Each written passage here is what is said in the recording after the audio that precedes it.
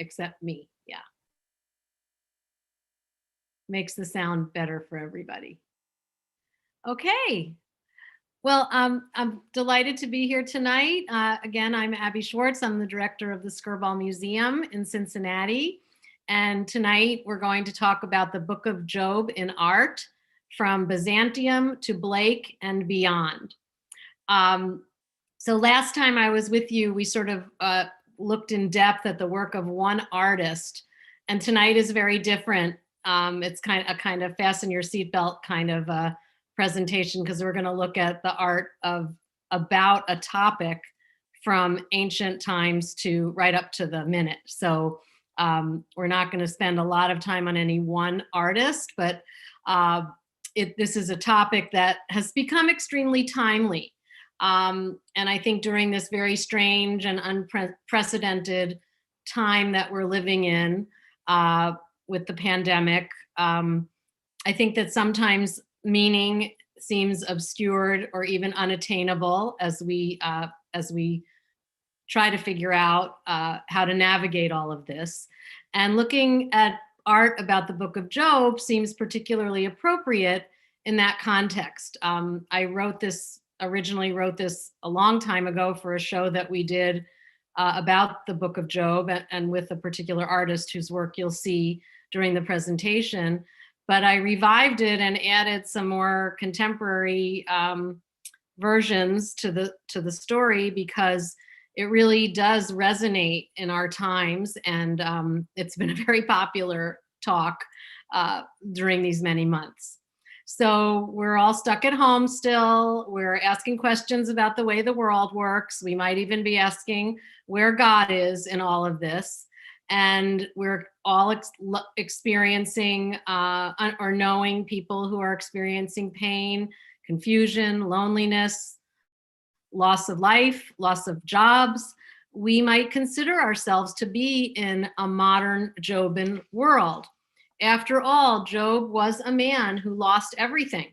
He lost his property, he lost his sons and daughters, he lost his health.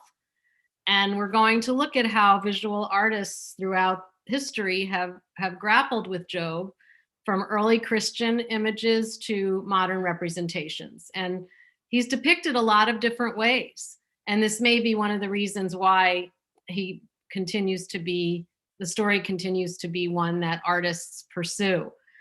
Is he depicted as an expression of piety? Is he a hero, persecuted by a cruel God or an impersonal fate? Does he teach submission to the will of God in times of misfortune? Or is he a revolutionary? Does he rebel against this in his exchanges with God? So before we look at these images, and I do want to just remind you about the story. We all, I think, know it, but I think it behooves us just to listen to it one more time before we delve into these pieces of artwork about it. So it's a book from the Hebrew Bible. It's often counted among the masterpieces of world literature, and that's one of the reasons that artists continue to depict it. It's not just a story in the Bible. The way it's written is really a piece of literature. And it's found in the third section of the biblical canon, known as the Ketuvim, or writings. And the book's theme is the eternal problem of unmerited suffering, and it's named after its central character, Job, who attempts to understand the sufferings that engulf him. The book of Job can be divided into two sections of prose narrative, consisting of a prologue, so it has 2 chapters of prologue, an epilogue, several chapters, and an intervening poetic disputation that is like 40 chapters. And the prose narratives date to before the 6th century before the Common Era, and the poetry has been dated to between the 6th century and the 4th century before the Common Era. So, and there are a few chapters that were probably later additions. So the Book of Job's artful construction accounts for much of its impact. The poetic disputations are set within the framework of an ancient legend that actually originated outside of Israel. So like many of our stories from the Bible, they had their origins in ancient cultures and civilizations and found their way through the oral tradition into our tradition. So this legend concerns Job, a prosperous man of outstanding piety. Satan acts as the foil, an agent provocateur, and he's there to test whether or not Job's piety is rooted merely in his prosperity. So basically, yeah, you can really be pious when you're rich and you have everything. Are you going to still be pious when you have nothing? But faced with the appalling loss of everything he owned, his children, and finally his health, Job still refuses to curse God. 3 of his friends, and I put air quotes around that because the way they argue with him, I'm not sure we'd call them friends, at least not at the beginning. They arrive to comfort him. And at this point, the poetic dialogue begins. And the poetic discourses, which probe the meanings of Job's sufferings and the manner in which he should respond according to his friends, consists of 3 cycles of speeches that contain Job's disputes with his 3 friends and his conversations with God. Job proclaims his innocence and the injustice of his suffering, while his comforters argue that Job is being punished for his sins. So this is something we hear often when people, something bad happens to them. Well, you're being punished for your sins. Job, who's convinced of his own faithfulness and his uprightness, is not satisfied with that explanation. The conversations between Job and God resolves the dramatic tension, but without really solving the problem of undeserved suffering. The speeches evoke Job's trust in the purposeful activity of God in the affairs of the world, even though God's ways with man remain mysterious and inscrutable. So again, I think one of the reasons this remains so popular is because we don't really get any pat answers, and it's a great vehicle for discussion about a problem that continues to be with us and discussed. Why is there suffering in the world, and what role does man have in that? What role does God have in that? So that's sort of the framework, and all of these images will deal with one aspect of the story or another. So hold on tight, because as I said, we're going to really race through time here. We're going to start all the way back in the 4th century of the Common Era with a sarcophagus, which is basically a burial crypt. And this is the sarcophagus of a man named Junius Bassus, and it comes to us from the Byzantine age. It's in St. Peter's in the Vatican in Rome. Junius Bassus was a Roman prefect. He died around the year 359, just short of 25 years after Constantine recognized the legitimacy of the Christian religion within the Roman Empire. That was in the year 325. It's important to note right at the outset that the stories and personages from the Jewish Bible, considered the Old Testament by Christians, were important in the religious art of Europe because they represented the ancestry of Jesus and were viewed by Christians as precursors to the New Testament. So that is, you might have questioned, well, what are these Jewish stories doing on the sarcophagus? That's just something that we see throughout the history of art, and the way that these are used to reference stories that really are the underpinning of stories about Jesus and the ancestry of Jesus.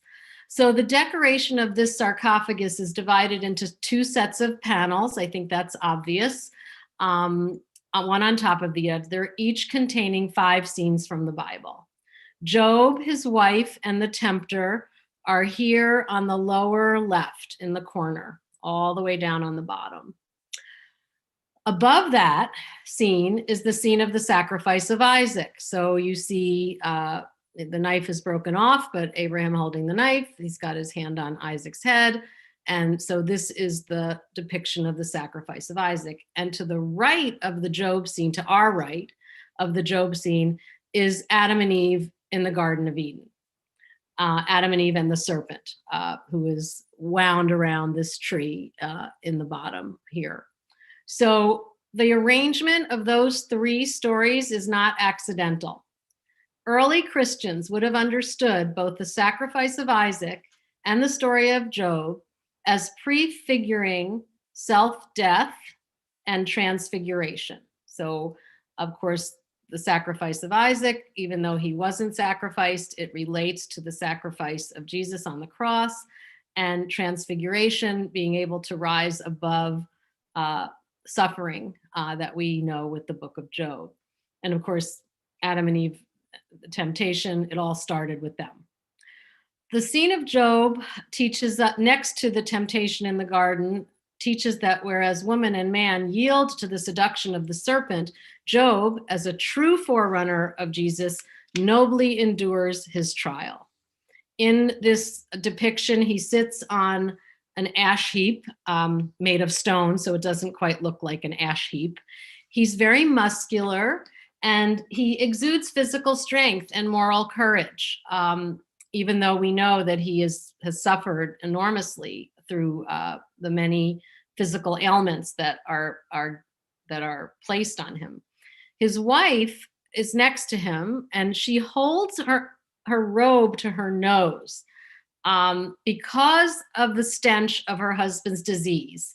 And she offers him, it's broken off, but she offers him a stick, a piece of bread on a stick that is now lost.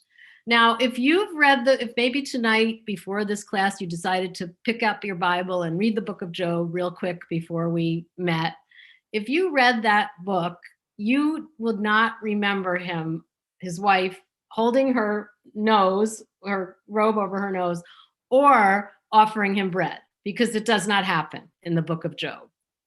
Early Christians really hardly ever read the Bible. What they were acquainted with were the legends of the Testaments of Job, a book that was written in the 1st century before the Common Era, or the 1st century of the Common Era, part of a tradition which has come to be known as the intertestamental literature. And that's a term that's used by Christian scholars when they're looking at the Old Testament and the New Testament. This is intertestamental. Between Job and his wife is a male figure whose identity is suggested by the Garden of Eden. So you see Job, his wife, and a man in the middle. In the Garden of Eden, Adam's on the left, Eve is on the right, like Job and his wife. In the middle is the serpent, who of course represents the devil. So there's no doubt that in the figure in the middle of the Joban scene is Satan. So Job is the second Adam, his wife is the second Eve, and the experience of Job is seen as a second temptation. And it's a lesson in faithful patience, how through the exercise of fortitude and proper attitude toward things that you can't control, a pious individual resisted temptation. So this is a wonderful story to be on a sarcophagus of a man who was obviously high up in the government, well respected, and this would be an appropriate story to see on a burial crypt. So with the next image, we moved a couple of centuries forward to the 6th century. And we don't know the exact date of this particular work, but we're moving toward the early medieval period. And we start to see the image, the Joban image, slowly shift from the prophet of new life that is promised in the early Christian art that we just witnessed, to Job as the philosopher of suffering, which will be much more obvious in the Middle Ages and the Romanesque and Gothic periods. So this is from a 6th century illuminated manuscript, and it's at the Bibliothèque Nationale in Paris. And Job is depicted here. He's sort of half recumbent on that ash heap. His eyes are turned up toward heaven. There are potsherds on the ground that he used to scrape himself, to scrape the the boils that are on his body, which you see that he's completely spotted with all of these boils. His wife sits mournfully at his feet. Part of the manuscript is lost right here, but you can see her sitting here in the corner of the image. And then we have his three friends. Okay, so we see they've entered the story here, and they are in various states of arguing with him. You know, they have different physical gestures. One friend sort of tears at his garment. The others are using their hands to talk and tell their, discuss their arguments. And we start to see a morbid taste for showing Job's suffering, showing his physical pain in these images. So here we not only see a morbid taste for showing his pain, but we see the increasingly gruesome and scary depictions of Satan. In the book of Job, he's just described as the adversary. Like it's not like this full-blown monster figure, but in the art of the time, especially in the early Middle Ages, there was an emphasis on the horror of Satan and the devil. So in this illuminated manuscript, again, which we don't have a date for, but I can promise you it's early, probably 7th or 8th century. He scourges Job. He uses this, instrument to hit Job and to make him bleed. He's already suffering with these boils. And what you see in this scroll is emanating from his wife is what she actually says in the Bible. Curse God. She's urging Job to curse God and die. Just, she's just about had it. And just, would you curse him already? Would you just like admit that, God is treating you badly? And that's, of course, what the devil, what the adversary wants. So this is yet another depiction of that part of the story. And then here we're now up to the 12th century. Again, we see this, boil covered human figure of Job looking away from all the people that are part of the story.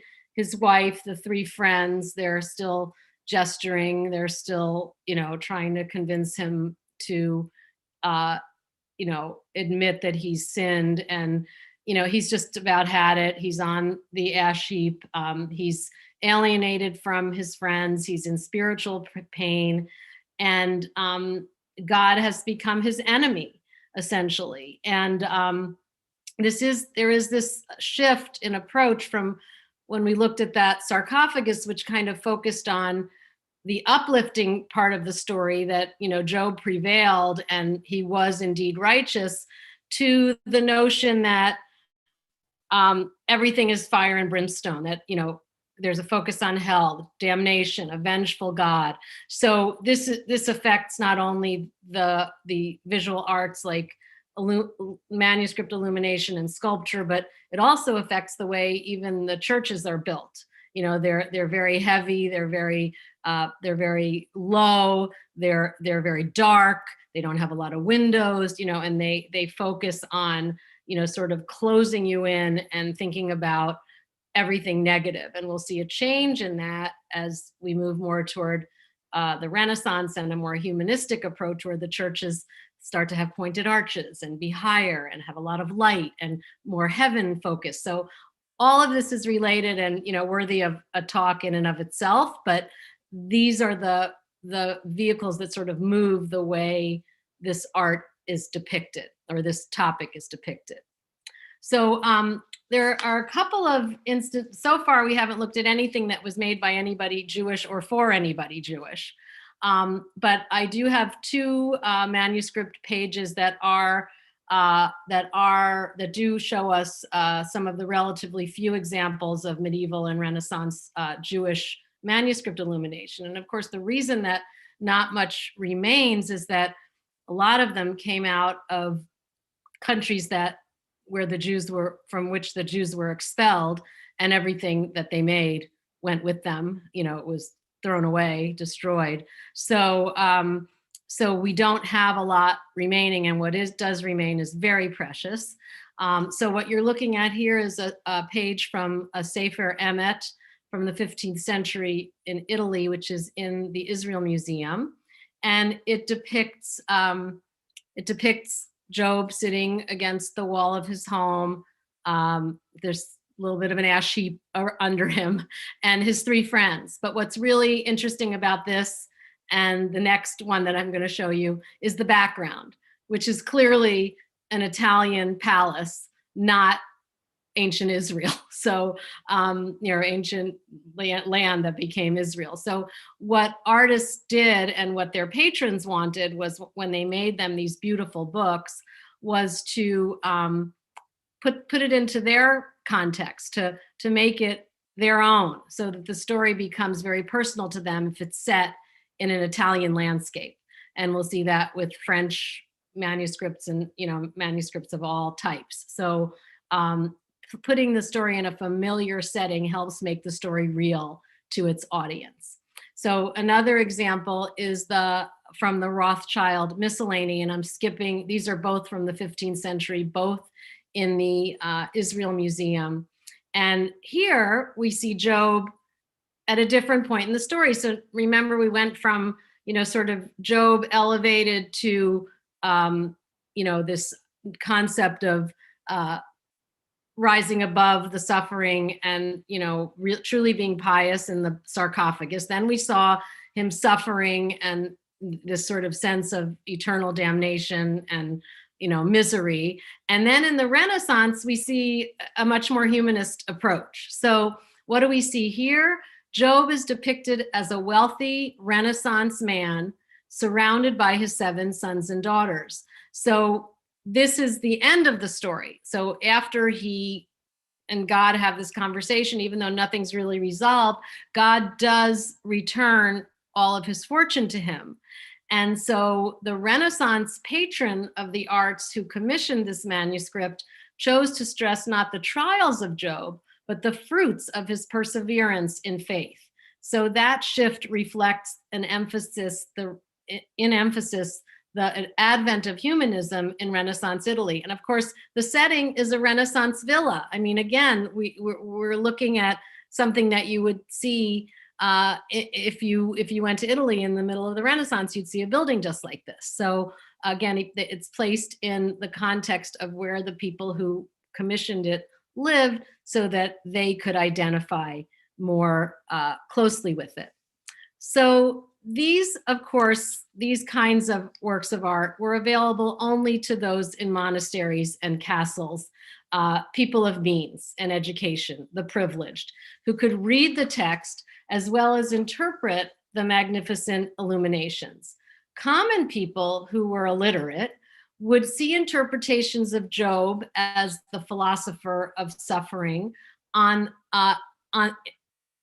the architecture of the churches where they would gather to listen to a service, even though they couldn't really understand it, but they could be present. So art would be all around them on the tops of columns, on the outsides of the buildings. We'll see some portals or doorways with, some beautiful sculpture.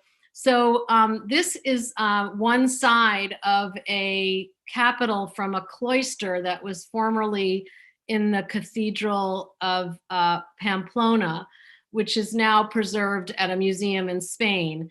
And one of these capitals on 4 sides, sort of like a continuous narrative, tells the story of Job. So one of them, the one we're looking at, is Job, his family, God, and Satan. So you see down here, Job is in the middle, and this is all his family. This is before everything terrible happens.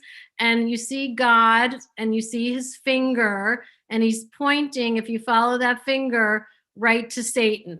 So right in this first image, you have all the key players that are going to be affected by this story. So another side of the same capital sort of tells 2 parts of the story in one frame, essentially. And this is Job, his friends, and God.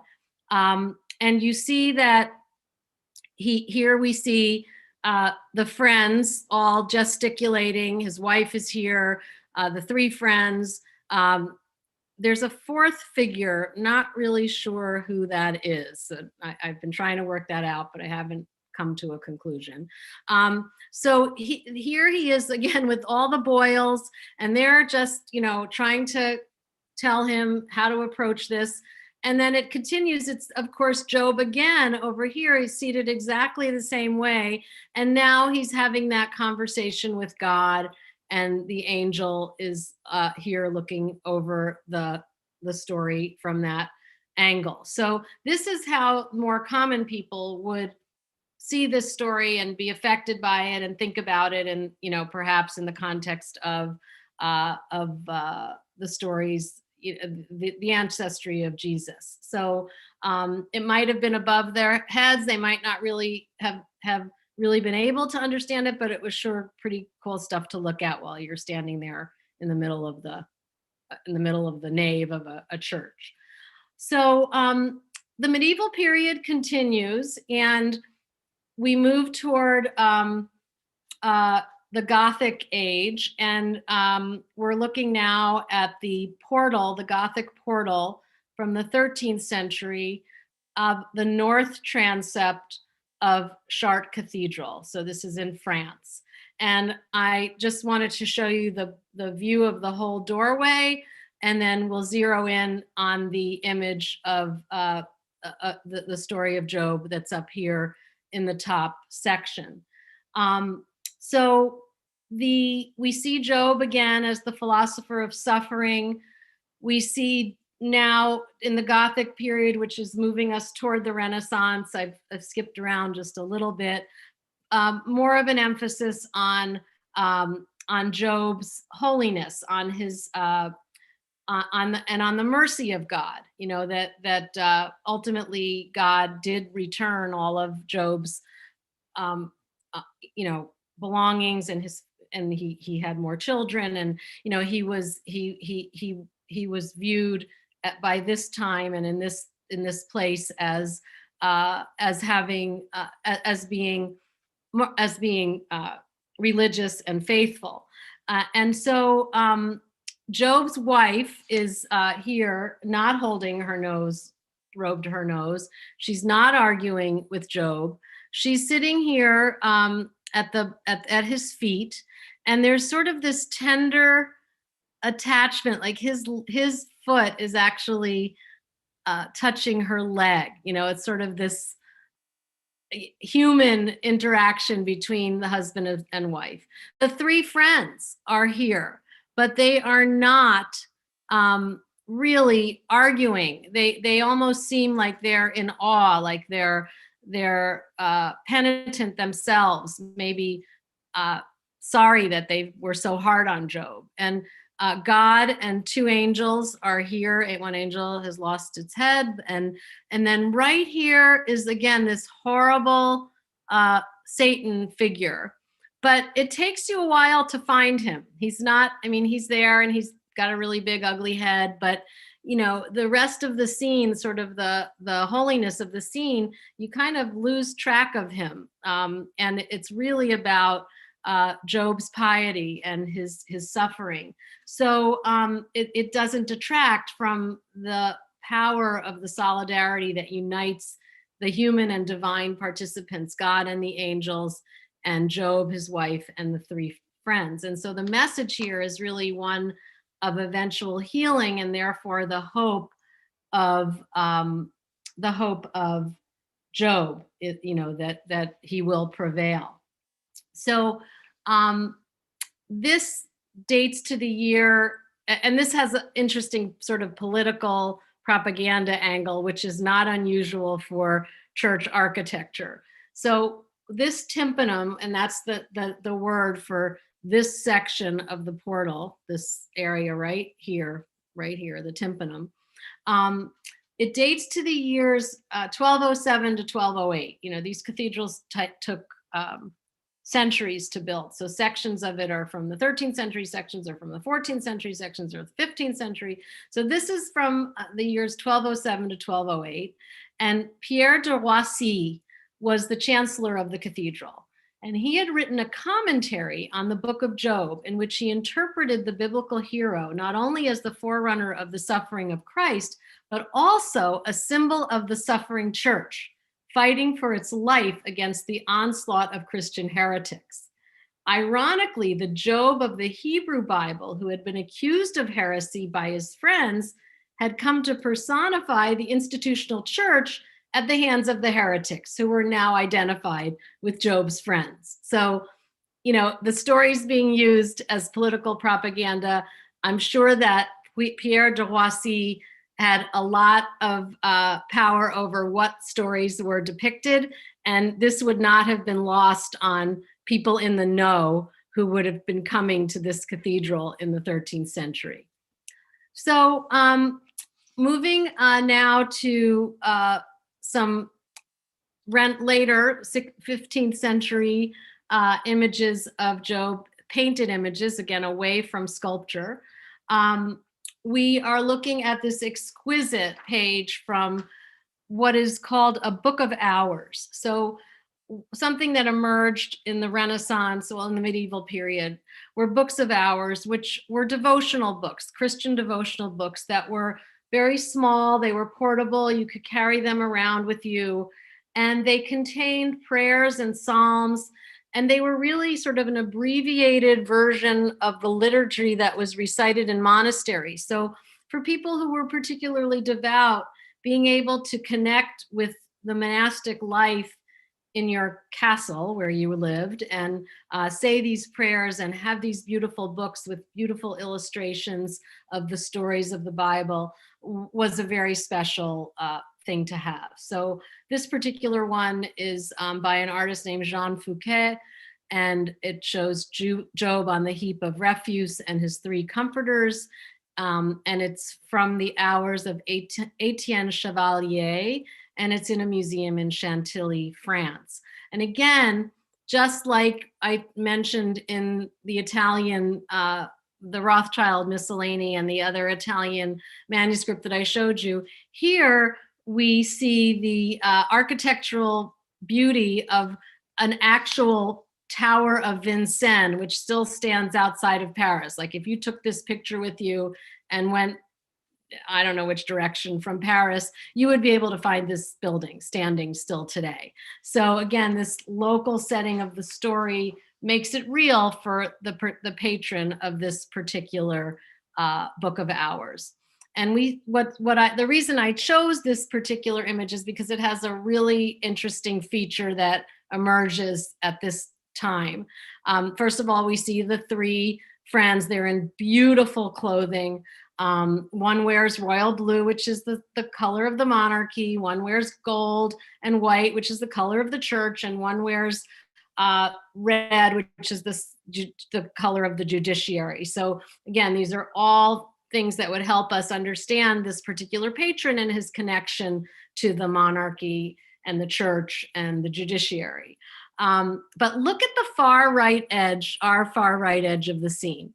There's a little group of people walking toward us, and we assume that they're pilgrims, perhaps, coming to worship in this town. But what they are Job's wife and three musicians. What does music have to do with the book of Job? So earlier I mentioned the Testament of Job, an early retelling, early Christian retelling and embellishment of the biblical story. In the Testament of Job, Job is portrayed as being musically inclined, a characterization that eventually led to the veneration of Job as a patron saint of music. So here in the central panel of a late 15th century altarpiece, Job is depicted twice. We see him on the left and the right on the bottom.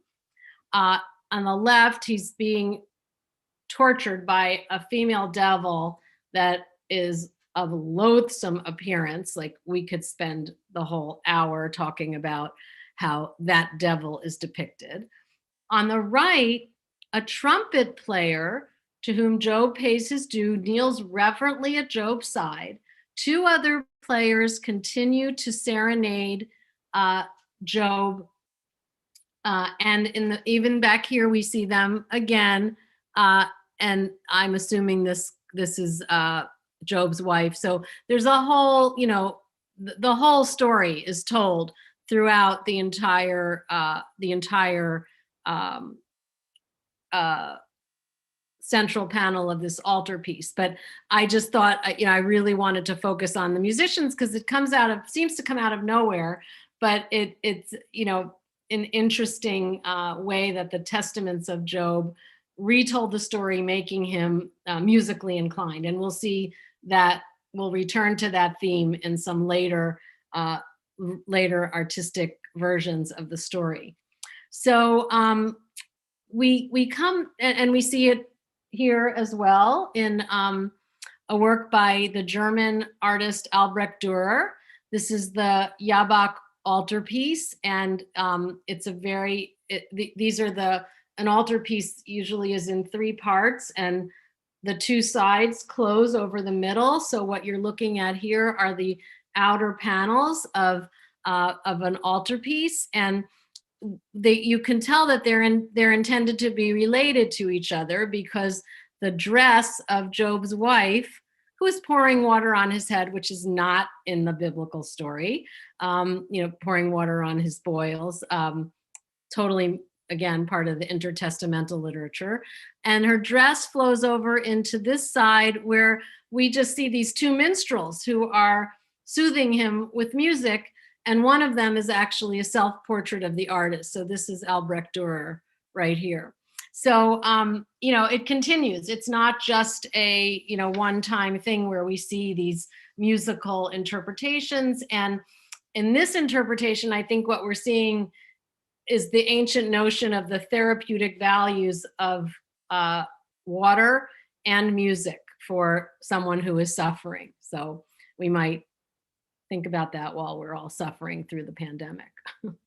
So this is another version. Now we're moving to the 17th century, to the work of Georges de la Tour, who's a French painter. This is a beautiful, tender depiction of Job and his wife from about 1635. Georges de la Tour is known for his use of a technique called chiaroscuro, which means just the contrast of dark and light. And it's a Baroque masterpiece. The Baroque period followed the Renaissance, very dramatic, but this is dramatic in a very quiet way. All of the light in the painting comes from that one candle, and it casts such interesting shadows and casts light in very interesting places. Her front of her dress, her face, Job's shoulder, his hands, his knee, it's just very subtle and beautiful. She's not yelling at him. She's not telling him to curse God and die. She is really, tenderly approaching him and talking to him. And we almost wonder what they might be saying to each other in this tender moment between a husband and wife and a husband who has suffered so much. So it's a beautiful, beautiful image.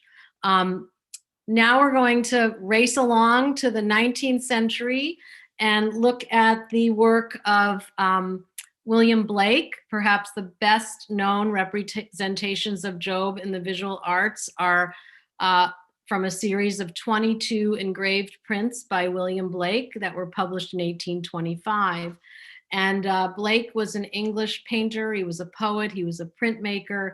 He was very reverent of the Bible all of his life, but he was very hostile to the Church of England. And he didn't really care for Enlightenment rationalism, and he sought to re-emotionalize readers of the Bible. And the Book of Job fascinated him for most of his adult life. And he may have identified with Job because he spent much of his lifetime unrecognized and impoverished. And he created these engravings toward the end of his career, but they were based on 2 earlier sets of watercolors. So this is one of those watercolors. It's a scene when Satan is smiting Job with sore boils. These had been commissioned by his chief patron, and they're amazing because of the influence that they've had. Well, not just because, but one of the reasons that they're amazing is that they've had incredible influence on modern and contemporary artists, particularly artists who are interested in comics and cartoons and the graphic novel, because of the way that he creates these very powerful images on sort of a flattened way, and sort of creates the idea of the superhero. So these are very, very influential and still looked at today by so many artists. So he went on from making these watercolors, again, made these early in his career, but then late in his career returned to them and made engravings, which are prints that could be mass produced, and they were. And there are several editions of these. And here you see again, this is Job with his family, again with a very English cathedral in the background, and musical instruments hanging from the tree. They keep reappearing in the imagery even as late as the 19th century.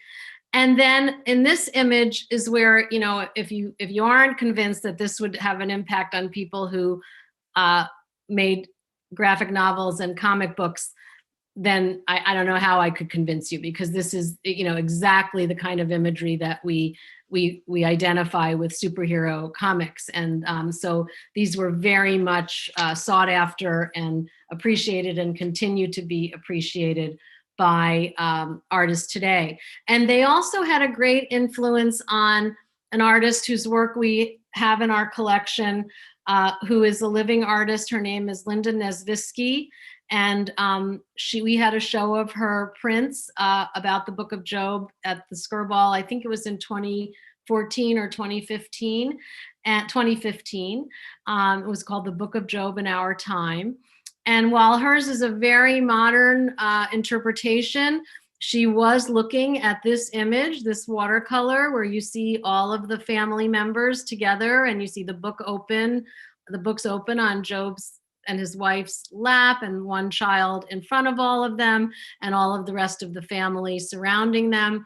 And Linda was as obsessed with the Book of Job as William Blake was. She kept coming back to it. She did several different series of prints about it. And she wrote about her obsession: boils, Satan, destruction, fantastic descriptions of the universe with its stars and planets. I read the Bible for inspiration, but Blake was my muse. So she was really very impacted by his work. And here again, an image when the morning stars sang together. And this is at the end of the story. We see that she's taken the structure of the angels and recreated it in this very modern way, but still relying on Blake's style to make it her own. So now we're going to look at just a few painters who, again, what keeps this story alive at certain times in history. This is post-World War II, 1956.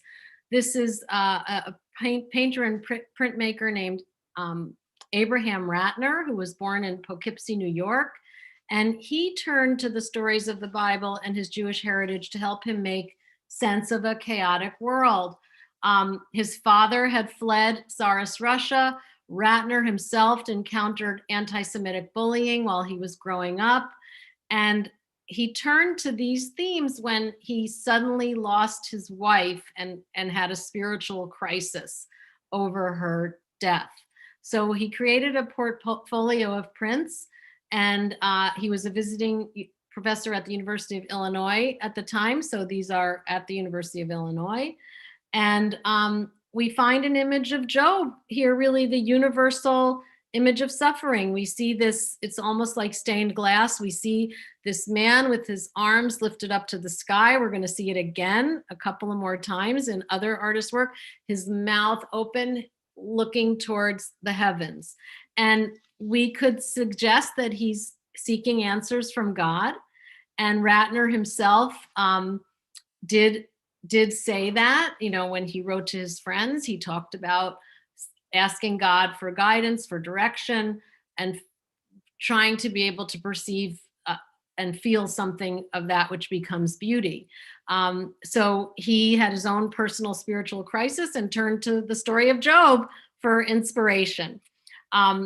With very few exceptions, artistic renderings of Job in the 20th century reflect the Jewish experience in the wake of the Holocaust. So again, how could you not think of Job when you think about the Holocaust in terms of human suffering and God's place in that story? So the person whose work is depicted here is Nathan Rapport. And this is his Job, and it's from 1968. And where is it? At Yad Vashem in Jerusalem. And a writer who wrote about the impact of the Holocaust on the visual arts, her name is Ziva Amishai Mazels, observes that Job seemed to many artists to be the perfect symbol of the innocent Holocaust victims who have no control over the evils that befall them. So this is a very striking post-Holocaust Jewish interpretation. It's a 5-foot-high bronze sculpture of Job depicted as a concentration camp inmate. And I gave you this detail of it so that you could see that his left arm has the number, that the tattoo on it that identifies this person as a victim of the Holocaust. And it's on the grounds of Yad Vashem, and of course that is Israel's National Holocaust Memorial and Museum. Again, like in the Ratner, his head is thrown back, his lips are slightly parted, his eyes are directed upward, he has his hands clasped against his chest. And we don't know, is this a faithful Job engaged in prayer? And Rappaport's own comments seem to suggest that he is praying. His body is covered with a ragged talit or prayer shawl. That is his armor, the symbol of his indestructible belief. He's ready to go to his death for Kiddush Hashem, the sanctification of God, with the eternal prayer of the Jewish people, attesting to their faith in one God, Shema Yisrael. Now that is Rappaport's own words. But you could also look at this sculpture as a protesting Job, wringing his hands in anguish. His cry will never cease. And so I think it's that ambiguity that defines post-Holocaust Job in art. There's a lot of ways to look at it. There's a cast of this as well in Forest Park, New York. So if you can't get to Yad Vashem, maybe you could get to Forest Park. So I want to just show you, I know we're getting close to the end of time here. I might not be able to show you everything unless you're willing to hang on a few more minutes. We looked at Archie Rand's work last week, and there are 2 images in the show from the Job story. We have the one where his wife is saying, "Do you still have faith? Curse God and die." And he says, "You talk like a foolish woman," which is, again, an updated interpretation of that conversation between Job and his wife. And we also see a second image where nobody's talking. There's just a descriptive rectangle up there in the upper right-hand corner where it says Job got many gifts from his friends. And we see Job restored to health, and his friends now no longer arguing with him. So it's sort of the end of the story. Couple of, can I keep going, Marty? I have like just a few more images. Okay, I saw that you gave the thumbs up. Okay, so I wanted to just talk about a couple of artists who are very much working, today. These were made the images I'm going to show you now were made relatively recently in the first decade of the 21st century. This is an artist named Cyrus Clutter, who was born and grew up in Michigan. And he got an MFA from Bowling Green State University. And he's been exhibited in a lot of group and solo shows throughout Europe and North America. And his work is in a lot of private collections as well, in university collections. He's taught art and art history at colleges and universities. And he was an art critic for the Boise Weekly newspaper in Boise, Idaho. And he still continues to teach, produce art, and speak on topics of art history. And he did a series of images about Job. The Affliction of Job 1 and the Affliction of Job 2 are the Affliction of Job 6 are the two that I've chosen here. And what he did was these were made in 2004 and 2009. So he began planning this series in 2003, but he worked on it over a long period of time. And like many other artists have, sort of became obsessed with the story and how to depict it. And what he did is that he took pages, he took an old Bible, which, it wasn't like a precious old Bible. It was just like, a 20th century Bible that was old, that was worn and cracked, and its pages had gotten wet, and so it wasn't in good condition. We might have a conversation about how appropriate or inappropriate it is to paint on a Bible, but he used it as a vehicle, and it was actually printed. The Bible he used was printed in the early 1900s, and he wrote about them. They can crack or chip. They are also yellowed from time, which causes the outer edges of the pages to produce a duller color than the one applied. The fragile quality of the paper is a perfect match to the story of Job. Our frail physical bodies are pushed and pulled in the world, showing the effects of time and wear to all who observe.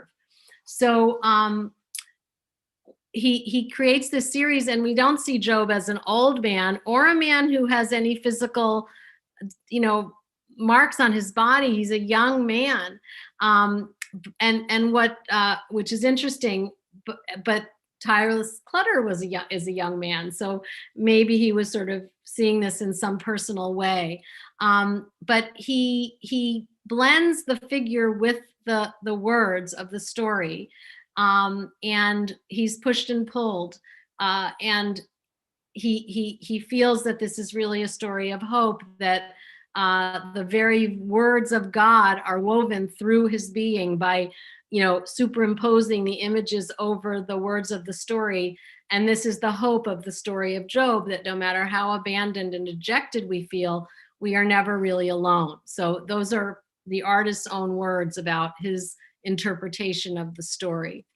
Another artist is Michal Makkov, who is also a living artist, born in 1970. He's from Sofia, Bulgaria, and he studied in Bulgaria, and he was very much influenced by the artists of the end of the 19th and the beginning of the 20th century. He's particularly inspired by the power of color and the simplicity of form and composition. And his favorite technique is oil on canvas, which you see here, because of its richness, its deepness, its plasticity. And these are two images by this artist from the story, Curse and Die. He just says curse and die, not curse God and die. And we see Job's wife with her hands on her head. She's just so frustrated. And Job is just standing there looking out at the at the ocean, you know, and again, we see the way he's depicted his boils here and here in this very, very sort of modernistic way, very almost like surrealism. And then here, why me? So again, like Rapport, like Ratner, with the sort of open-mouthed, you know, expression of Job's angst over his dilemma. He depicts it this way in this particular image. Again, taking this to the extreme in terms of having a little bit of a sense of humor over such a difficult story. This is more typical of the work of Kelly Lyles, who is based in Seattle, Washington. She has this van that she's turned into what she calls her accessories odyssey. And she drives around and she picks up a lot of stuff and, you know, engages with people about popular culture. But she made a work of art called The Book of Jobs, or The Book of Jobs. And it's made of acrylic. It's made of found objects, which include floppy disks. Those of us who are old enough know what those are, that this is all made of, that we used to use in our computers. And, you know, she's really sort of made a double visual pun based on the Book of Job from the Bible and a MacBook. And it's a life-size portrait. It's rendered on 8-inch vintage floppy disks, which were glued onto the canvas with 3-dimensional computer parts attached. So there are actual, you know, motherboards and things that make up the halo. And it's a play on words and a whimsical and witty take on a serious story. And if you just bear with me for one more image, this is the drum roll grand finale. This is really a remarkable painting, which is not a painting about Job, but it very well could be. And it's made by an artist named Samuel Bach, who is also still living. He's elderly now. I'm still working though. And it's with this image that I want to bring my remarks to a close. And it's because it really does bring us full circle as we consider the times we are living in and the crisis we're experiencing. Modern Job is a name given by author Maurice Friedman to those whose vision of hope for the future is one that is marked permanently by disaster. Though he never painted explicitly Job-in scenes, the artist Samuel Bach, who was born in 1933, who survived the destruction of the Vilna ghetto, who emigrated to Israel and eventually settled in Boston, discussed Job in his commentary on his artwork, specifically the winged creatures, sometimes called angels, that appear in his work with some regularity. He wrote, "The piteously man-made angels that populate my paintings do not pretend to represent unearthly beings. My spent and aged angels with their heavy wings are emanations of the inevitably constricted human imagination. I wonder whether these angel messengers can help us, or whether we don't encumber their ill-fitting wings by giving them impossible tasks. In my perpetual question, I ask them to carry undecipherable messages from a God-fearing atheist to some superior presence, some silent voice from which, like Job, I seek adequate answers, but receive none." So those are the artist's words.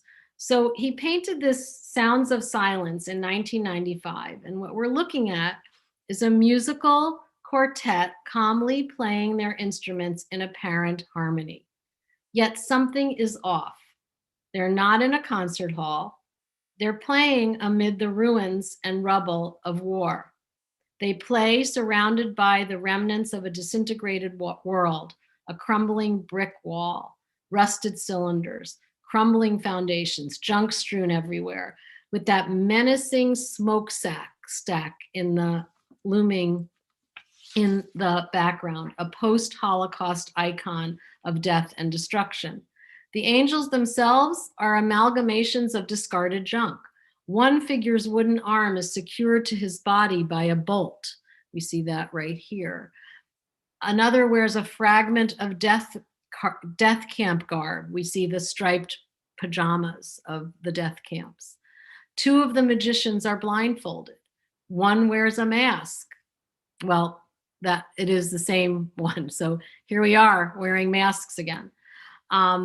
The collapsed remains of a Jewish ghetto are in the center, with the remnants of a violated Torah scroll, which blend into each other and into the sheet music that the figures are playing. Their music is the collapse of a religious system and the destruction of a community. This is the music of silence and negation. There's even a large X that towers over the figures. And yet, the bleak scene, paradoxically, can also be seen as a scene of hope, the hope of beauty, of music, of community, of fellowship. It's the opinion of Job scholar Dan Mathewson that Samuel Bach is the modern Job that Morris Friedman describes. His complex, disaster-infused vision of hope is the type of hope that the book of Job presents. Mathewson writes, "The hope that Job presents, like sounds of silence, is a hope that arises out of the assemblages of various parts, out of the cobbled together remains of discarded literary junk. It is the hope of continued discussion, of continued imagination, of continued examination, of continued struggle against the rupture of disaster. New voices need to pick up the discussion that even the fairy tale ending of Job could not shut down. But both Bach and Job can merely gesture to the precarious way forward. The shape of this conversation cannot be known, cannot be determined, and must inevitably include the sounds of silence." So with that, I'll conclude. It really does bring us full circle as we think about our own time and the light at the end of the tunnel, and how we relate our own experiences to what role we play in it, what role God plays in it, and how we move forward. So I'll stop sharing and everybody can unmute if you're still here. And yeah, that was really, really interesting. There may be some questions. Sure. Do I see questions, anybody? Because I would like to know, the question I have is, you talked about the three friends. Was that part of Three Wise Men? Is that where they came up with three friends? Well, remember that this story precedes the Christian Bible. So the number three, of course, plays a huge role in Christian liturgy, but the number three also is something we see again and again in the Bible.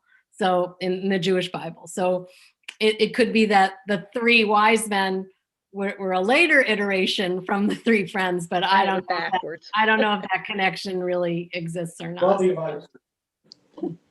Anybody else have anything to say? Lois? Yes. Do you have the funding to ever bring some of these paintings in for exhibits? Well, none of the things that you saw today are part of the Skirball collection. Right. These are like, all over the world. Mm-hmm. We do, in order to create a traveling exhibition, it wouldn't be just us having the money to put that together. Typically, when museums travel shows, whoever borrows the show pays a fee to enable that to happen. And in my tenure, I've been at the Skirball for almost 9 years. We have not sent a show out. We've sent individual works to, that have been requested for other shows, but we have not put together any traveling shows at this point. Because I know it's horribly expensive. It can be. It depends what it is. Like if it's a print show, like, for instance, we have 2 collections of works by Mark Podwall, who's a living artist, and I'd love to talk to you about him sometime. Those would be easy to send because they're works on paper and they pack easily. And, so that would not be, the biggest expense is the shipping. There's no question. Yoni, one of the people who was actually our helping here said, A question I have is a bit about the absence of a certain element of the Job story that I feel art could address better than anything else, that what is lost cannot simply be replaced, i.e. his children. Are there pieces of art that touch on that element of the story? That's a very good question. And to my knowledge, no. I have not seen visual art that reflects that story. I'd have to reread JB, which is a play that was written about Job by is it Archibald MacLeish who wrote JB? This hour I kind of lose. It's either it's not Arthur Miller. I think it's Archibald MacLeish. Anyway, there's it's really a sort of an existential play. And I'd have to reread that. I think there may be reference to that, and that you're right. I mean, even though he had new children, and wealth was returned to him, that's like the most impossible, horrible, you never recover from kind of tragedy. So I have not seen it dealt with, but where I think it might be part of the story is in those anguished images of Job, where he is looking to this, mouth wide open, just this, this angst of his experience, that certainly the loss of his children would play into that despair that is depicted by so many artists. So that's really the best I can do in terms of an answer to that question. It's a very good question.